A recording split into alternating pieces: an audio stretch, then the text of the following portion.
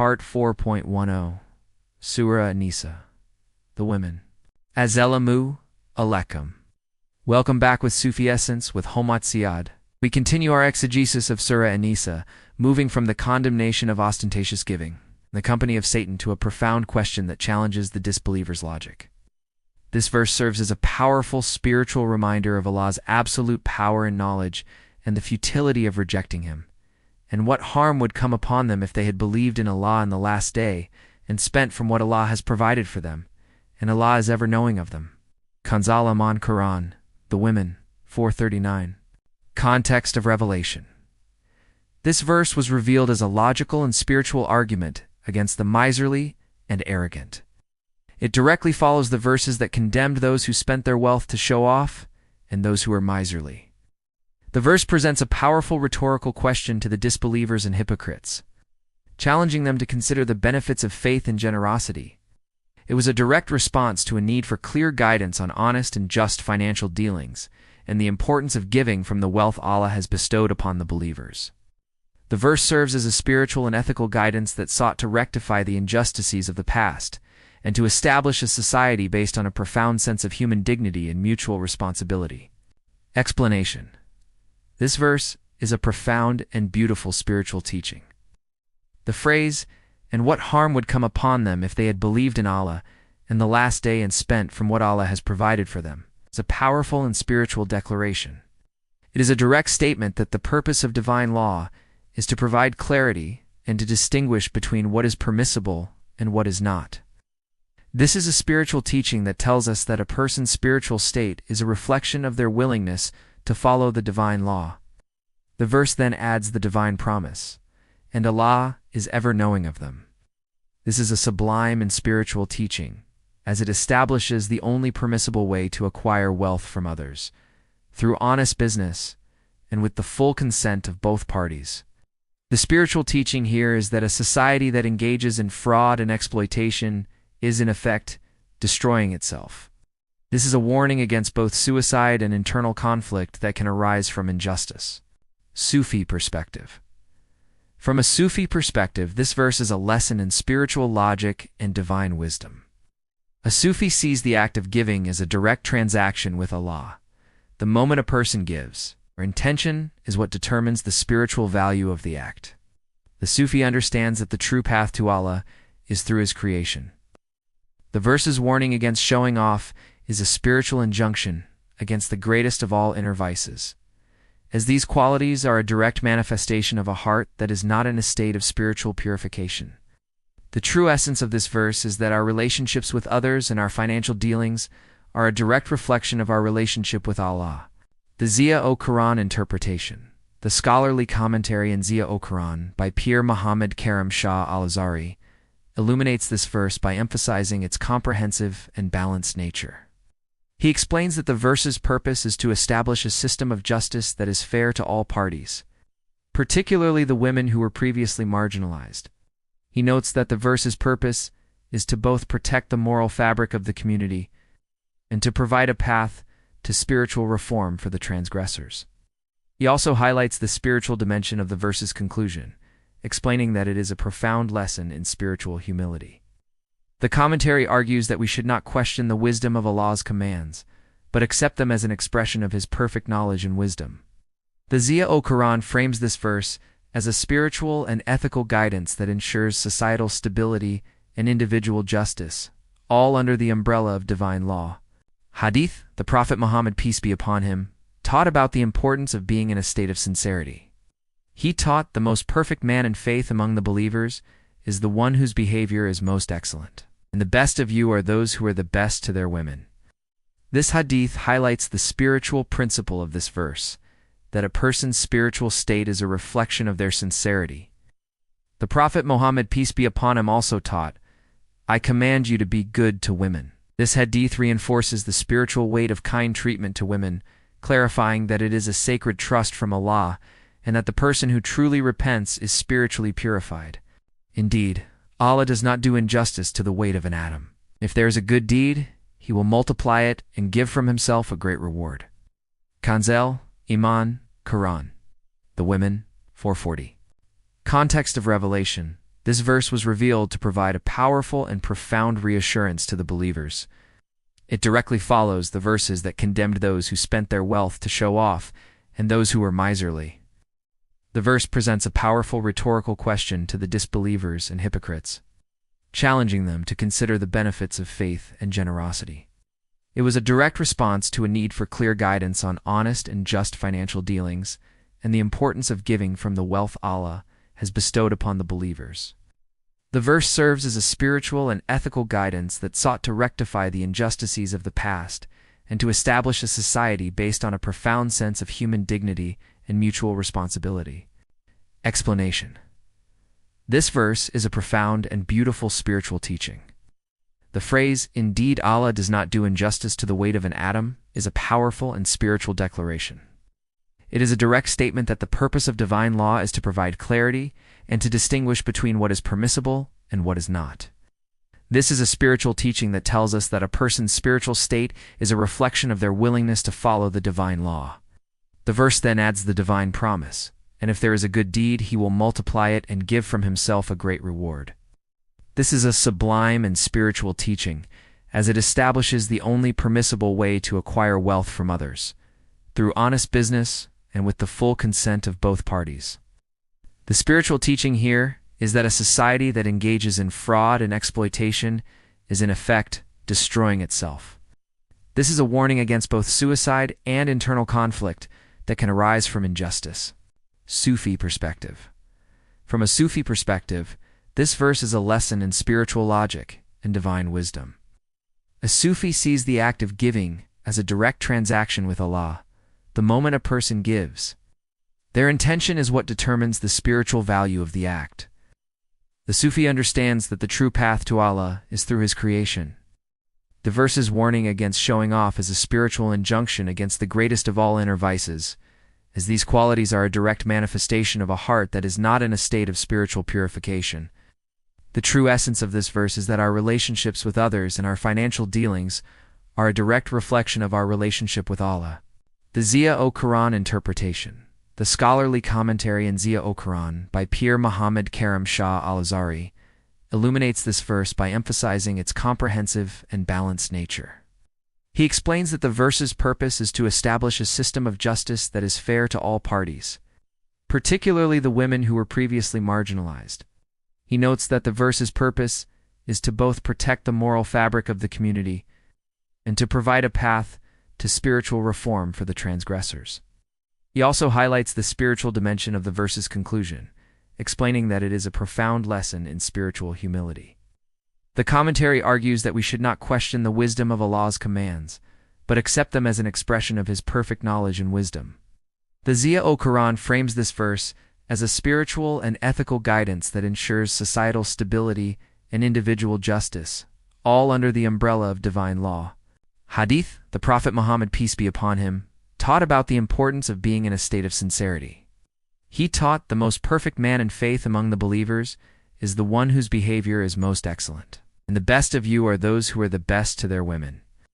This hadith highlights the spiritual principle of this verse, that a person's spiritual state is a reflection of their sincerity. The Prophet Muhammad, peace be upon him, also taught, "I command you to be good to women." This hadith reinforces the spiritual weight of kind treatment to women, clarifying that it is a sacred trust from Allah and that the person who truly repents is spiritually purified. So how will it be when we bring from every nation a witness, and we bring you, O Muhammad, as a witness against these? Kanzul Iman, Quran. The Women, 441. Context of revelation. This verse was revealed to provide a powerful and profound reassurance to the believers. It directly follows the verses that condemn those who spent their wealth to show off and those who were miserly.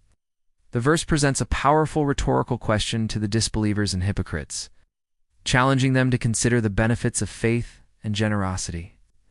It was a direct response to a need for clear guidance on honest and just financial dealings and the importance of giving from the wealth Allah has bestowed upon the believers. The verse serves as a spiritual and ethical guidance that sought to rectify the injustices of the past and to establish a society based on a profound sense of human dignity and mutual responsibility. Explanation. This verse is a profound and beautiful spiritual teaching. The phrase, "So how will it be when we bring from every nation a witness, and we bring you, O Muhammad, as a witness against these?" is a powerful and spiritual declaration. It is a direct statement that the purpose of divine law is to provide clarity and to distinguish between what is permissible and what is not. This is a spiritual teaching that tells us that a person's spiritual state is a reflection of their willingness to follow the divine law. The verse then adds the divine promise, "And we bring you, O Muhammad, as a witness against these." This is a sublime and spiritual teaching, as it establishes the only permissible way to acquire wealth from others, through honest business and with the full consent of both parties. The spiritual teaching here is that a society that engages in fraud and exploitation is in effect destroying itself.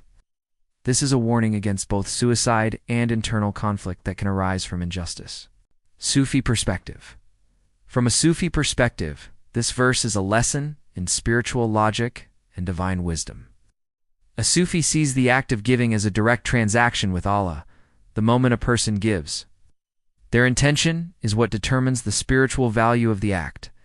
The Sufi understands that the true path to Allah is through His creation. The verse's warning against showing off is a spiritual injunction against the greatest of all inner vices, as these qualities are a direct manifestation of a heart that is not in a state of spiritual purification. The true essence of this verse is that our relationships with others and our financial dealings are a direct reflection of our relationship with Allah. The Ziya-o-Quran interpretation. The scholarly commentary in Ziya-o-Quran by Pir Muhammad Karim Shah al-Azhari illuminates this verse by emphasizing its comprehensive and balanced nature.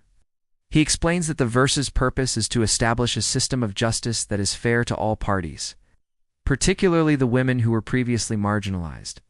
He notes that the verse's purpose is to both protect the moral fabric of the community and to provide a path to spiritual reform for the transgressors.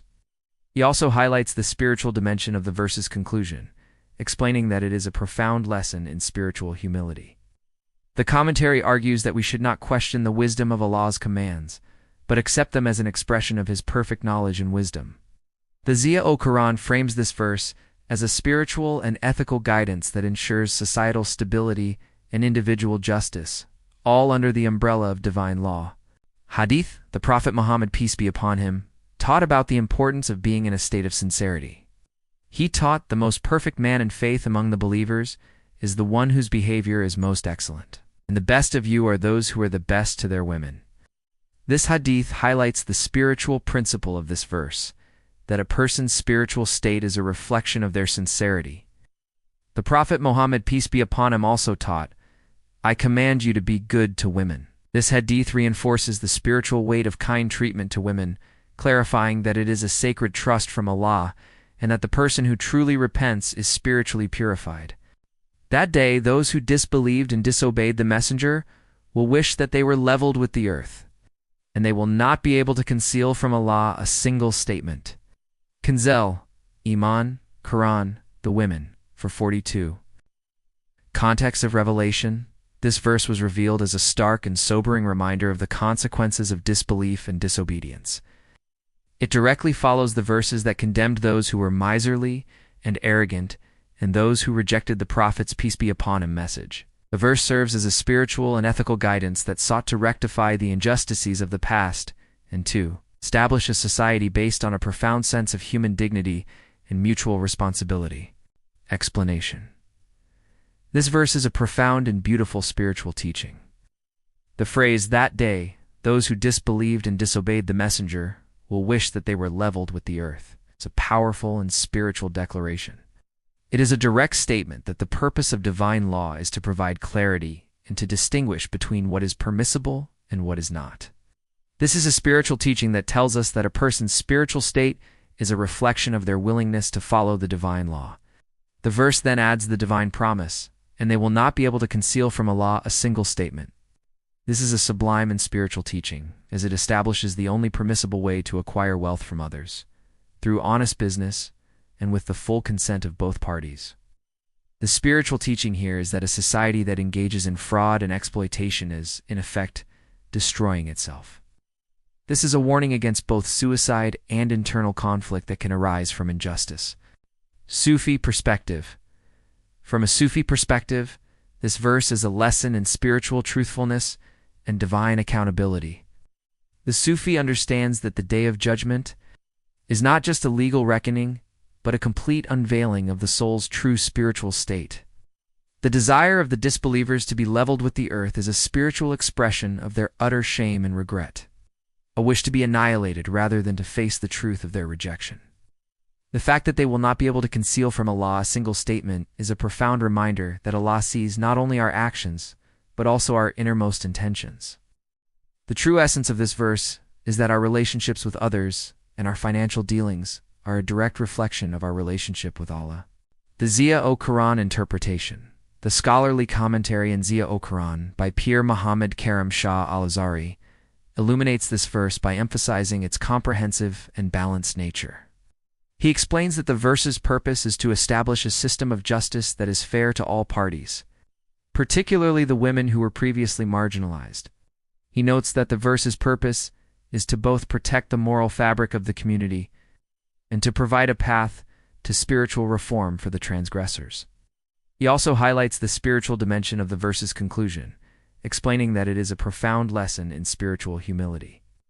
The commentary argues that we should not question the wisdom of Allah's commands, but accept them as an expression of His perfect knowledge and wisdom. The Ziya-o-Quran frames this verse as a spiritual and ethical guidance that ensures societal stability and individual justice, all under the umbrella of divine law. Hadith, the Prophet Muhammad, peace be upon him, taught about the importance of being in a state of sincerity. He taught the most perfect man in faith among the believers is the one whose behavior is most excellent, and the best of you are those who are the best to their women. This hadith highlights the spiritual principle of this verse, that a person's spiritual state is a reflection of their sincerity. The Prophet Muhammad, peace be upon him, also taught, I command you to be good to women. This hadith reinforces the spiritual weight of kind treatment to women, clarifying that it is a sacred trust from Allah and that the person who truly repents is spiritually purified. Summary. In this final part of our exploration of this section of Surah An-Nisa, we have delved into the profound legal and spiritual principles governing wealth, justice, and accountability. We began with verse 439, which provided a legal and spiritual framework for repentance. Verse 440 then added a crucial layer of spiritual and moral guidance, promising eternal success for those who obey Allah's limits. We concluded with the powerful and balanced spiritual reality in verse 441, which outlined the severe divine consequences of disobeying Allah and His Messenger. The overarching theme that binds these verses is the absolute centrality of justice, compassion, and trust as the highest spiritual virtues, which must manifest in our dealings with wealth and with one another. Closing remarks. May Allah bless you with ilm yaqeen and a profound love for His Prophet and for the path of spiritual purification. May we all be granted the grace to act upon the wisdom of the Quran and to live lives that reflect its principles of justice, compassion, and divine love. Ameen.